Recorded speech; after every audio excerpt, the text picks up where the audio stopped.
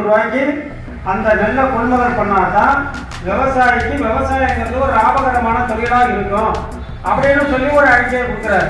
விவசாயி உற்பத்தி பண்ணக்கூடிய பொருளுக்கு ஒரு 50% லாபத்தை வச்சு கொள்முதல் பண்ணணும் அப்படின்னு சொல்லி அறிக்கை கொடுக்குறாரு. அதே மாதிரி விவசாயிகளுக்கு வட்டி இல்லாத கடன் கொடுக்கணும். அது நஷ்டமா போயிடுச்சுன்னா அந்த வருஷம் அந்த கடனை தள்ளுபடி பண்ணணும். அப்புறம் திருப்பி அவர்களுக்கு விவசாயம் செய்வதற்காக கடன் கொடுக்கணும்.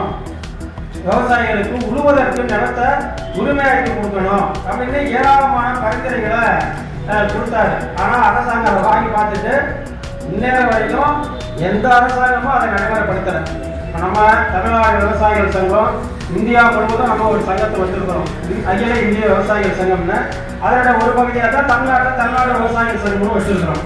அந்த சங்கம் என்ன போராடுதுன்னா, எம்.எஸ். சுவாமிநாதன் கொடுத்த அந்த குழுவினுடைய பரிந்துரையை அமல்படுத்து அப்படின்னு நம்ம சொல்றோம். ஆனா இன்னைக்கு மத்தியில் இருக்கக்கூடிய பாரத பிரதமர் மோடி என்ன சொல்றாங்க, நாங்க அந்த எம்.எஸ். சுவாமிநாதன் குழு பரிந்துரையை நான் அமல்படுத்திட்டேன், விவசாயிகளுடைய வருமானத்தை 2 மடங்கு நான் பெருக்கிட்டேன் அப்படின்னு சொல்றாரு. விவசாயி நமக்கு தெரியும் இன்னைக்கு நிலைமை என்னன்னு. போன வருஷம் கருதலுக்கு டீலக்ஷனோட விலை 1500 ரூபாய், இந்த வருஷம் 1200 ரூபாய்க்கு நெல் போனதுக்கு நாட்டு தள்ளிக்கிட்டே தான் விவசாயிகள். அதான் நிலைமை. அப்ப அரசாங்கம் நம்மகிட்ட பொய் சொல்லி இந்திய மக்களை ஏமாற்றக்கூடிய நிலைமையில தான் இருக்கு. உண்மையை சொல்ல மாட்டேங்கிறாங்க. விவசாயிகளுக்கு நன்மை பண்ணக்கூடிய நிலைமையில யாரும் இல்லை.